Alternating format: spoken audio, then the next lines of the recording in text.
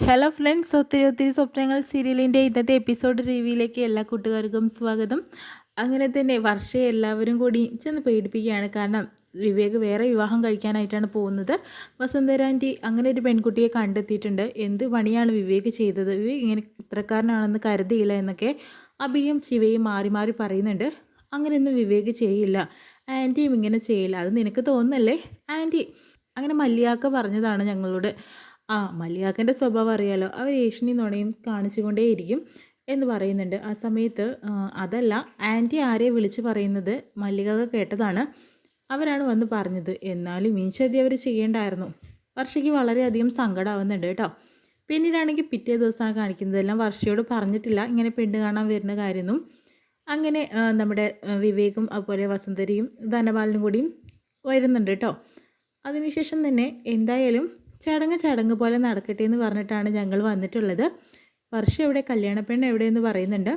അവളോട് ഇത് പറഞ്ഞിട്ടില്ല, അവൾ അകത്തുണ്ടെന്ന് നമ്മുടെ ശ്രീനാഥ് പറയുന്നുണ്ട് കേട്ടോ. അതിനുശേഷം തന്നെ വിഷമിച്ചുകൊണ്ടിരിക്കുന്ന വർഷയുടെ അടുത്തേക്ക് അഞ്ച് വരുന്നുണ്ട്. നമ്മളെ കാണാനായിട്ട് കുറച്ച് പേര് വന്നിട്ടുണ്ട്, പക്ഷെ നീ എണീക്ക്, ഞാനൊന്നും വരുന്നില്ല. എനിക്ക് നിന്നെയും കൂടി കാണാൻ വേണ്ടിയിട്ടല്ലേ, നീ എണീറ്റ് നമ്മളോട് എല്ലാവരോടും അങ്ങോട്ട് ചെല്ലാനായിട്ട് പറഞ്ഞു. ആരാ വരുന്നു, എനിക്ക് ആരെയും കാണാന്ന് പറഞ്ഞിട്ട് വർഷം എന്തായാലും അവരുടെ കൂട്ടത്തിൽ ഇറങ്ങി വരുന്നൊക്കെയുണ്ട്. പെട്ടെന്ന് വിവേകിനെയും വിവേകിൻ്റെ അച്ഛനും അമ്മേനെയും കാണുമ്പോൾ വർഷയ്ക്ക് ആകെ ഒരു ഞെട്ടലോ സന്തോഷമോ അങ്ങനെയൊക്കെ തോന്നുന്നുണ്ട് കേട്ടോ. ആ സമയത്ത് എന്താ വർഷമോളുടെ മുഖത്തൊരു വിഷമം പോലെ, ഇവരിവനെ പറഞ്ഞ് പറ്റിച്ചിരിക്കുകയാണെന്നാണ് തോന്നുന്നത്. ആ സമയത്ത് ശിവ പറയുന്നുണ്ട്, ഞാൻ ചായ എടുത്തുകൊണ്ട് വരാം. അതായത് ഈ പെണ്ണ് കാണുന്ന കാര്യം ഞങ്ങളാരും വിവേക് വരുന്ന കാര്യമൊന്നും വർഷയോട് പറഞ്ഞിട്ടില്ല, അത് വിവേകും കൂടി ഞങ്ങളോട് പറഞ്ഞിട്ടാണെന്ന് പറയുന്നു. അപ്പോൾ നീയാണോടോ ഇത് പ്ലാൻ ചെയ്തത്, ഒരു സർപ്രൈസ് കൊടുക്കട്ടെ അതിന് വേണ്ടിയിട്ടാണ്. നല്ല മോള് നന്നായിട്ട് പേടിച്ചിട്ടുണ്ടെന്ന് പറയുന്നു. ആ സമയത്ത് വർഷ അങ്ങനെ അവരുടെ മുഖത്ത് നോക്കുന്നുണ്ട് കേട്ടോ, ഇനിയിപ്പോൾ എന്താ ചെയ്യുക അങ്ങനെയൊക്കെ.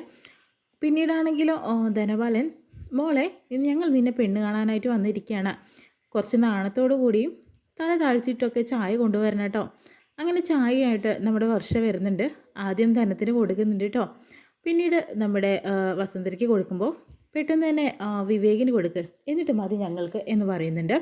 അങ്ങനെ വിവേകിന് ചായ കൊടുക്കുമ്പോൾ ചെറുതായിട്ടൊന്ന് കളിപ്പിക്കുന്നുണ്ട് കേട്ടോ.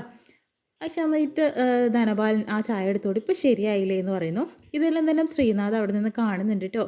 ശ്രീയുടെ മനസ്സിൽ ഇപ്പോൾ ഒരു ചെറിയൊരു വിഷമമൊക്കെ ഉണ്ട്. കാരണം താൻ ഇങ്ങനെ വർഷയെ വിവാഹം കഴിക്കാനായിട്ട് പെണ്ണ് കാണാൻ വന്നതാണ്, അതൊക്കെ ചെറുതായിട്ട് ഓർമ്മയൊക്കെ വരുന്നുണ്ട്. പിന്നീടാണെങ്കിലോ വർഷമോട് എന്തെങ്കിലും സംസാരിക്കാനുണ്ടെങ്കിൽ പെണ്ണിനും ചെക്കനും സംസാരിക്കാം, ആ സമയത്ത് നമുക്ക് അങ്ങോട്ട് മാറിക്കൊടുക്കാമെന്ന് പറയുന്നു. അതിൻ്റെ ആവശ്യമൊന്നുമില്ലെന്ന് ധനപാലൻ പറയുന്നുണ്ട്. നമ്മുടെ മുന്നിൽ വെച്ച് സംസാരിക്കാൻ പറ്റുന്നത് എന്താ വെച്ചാൽ അത് മാത്രം പറഞ്ഞാൽ മതിയെന്ന് പറയുന്നു കേട്ടോ. അങ്ങനെ പെണ്ണ് മാറി നിൽക്കുന്നത് വർഷം, വിവേകേ നിനക്ക് എന്തെങ്കിലും ചോദിക്കണമെങ്കിൽ നീ പെണ്ണിനോട് ചോദിച്ചോ, അതുപോലെ മോൾക്കും തിരിച്ച് ചോദിക്കാട്ടോ, ഇഷ്ടപ്പെട്ടില്ലെങ്കിൽ അതും തന്നെ പറയണം. അതുമാത്രമല്ല ഊമയാണെന്നൊക്കെ ഞങ്ങൾക്ക് അറിയണമല്ലോ എന്ന് തമാശ രൂപത്തിലാണെങ്കിലും ധനപാലൻ പറയുന്നുണ്ട്.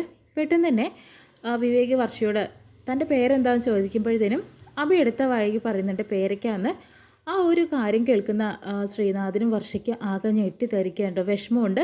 ഉണ്ടായിരുന്നില്ല, കാരണം അന്ന് ആ വയനാട് അമ്പലത്തിൽ വെച്ചിട്ട് വർഷയെ ആദ്യമായിട്ട് കാണുമ്പോൾ തൻ്റെ അനിയത്തിയായുള്ള ആർച്ചക്കുട്ടിയും കൂടെ ഉണ്ടായിരുന്നു. ആ സമയത്ത് ശ്രീനാഥ് വർഷയുടെ പേര് ചോദിക്കുന്നുണ്ട് കേട്ടോ.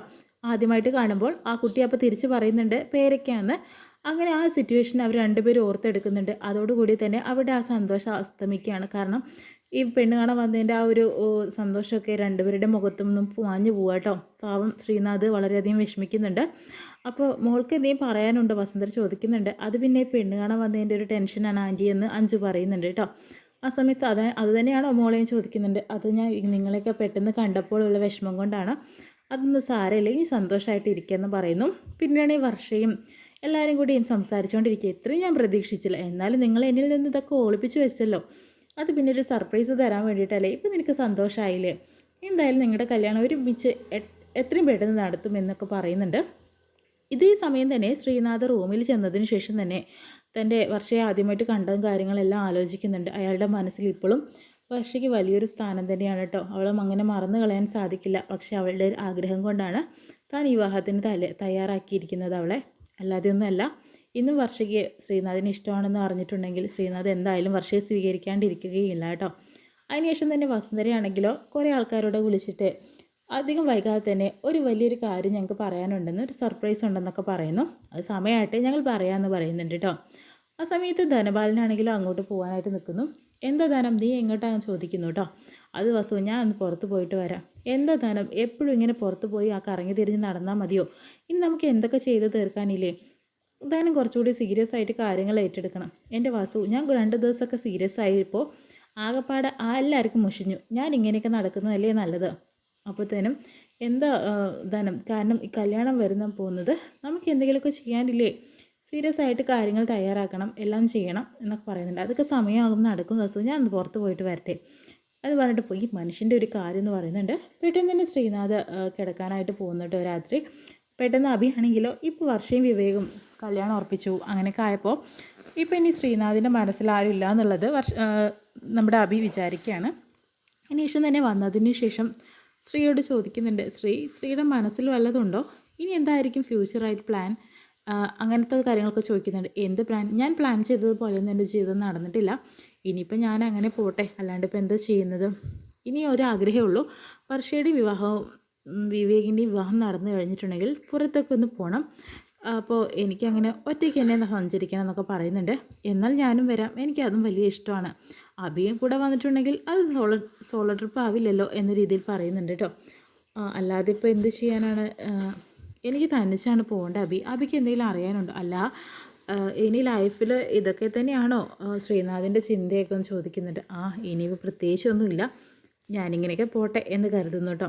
പിന്നെ ഞാൻ കിടക്കട്ടെ, അഭി പൊയ്ക്കോ എന്ന് പറയുന്നുണ്ട് കേട്ടോ.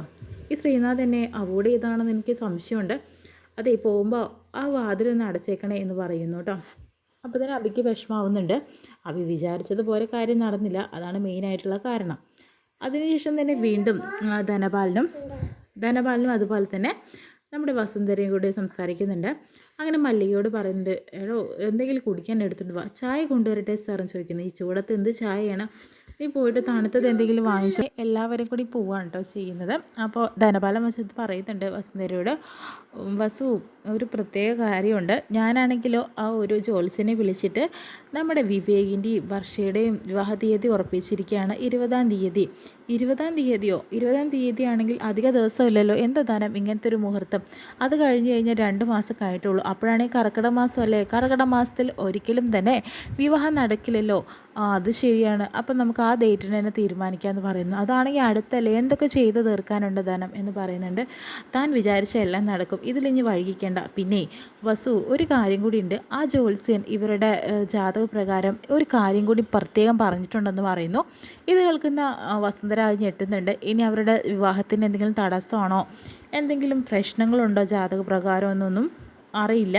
എന്തായാലും നെക്സ്റ്റ് എപ്പിസോഡിൽ അത് കാണാം. ഇത്രയും കാണിച്ചുകൊണ്ടാണ് ഇന്നത്തെ എപ്പിസോഡ് വിശേഷം കഴിയുന്നത്.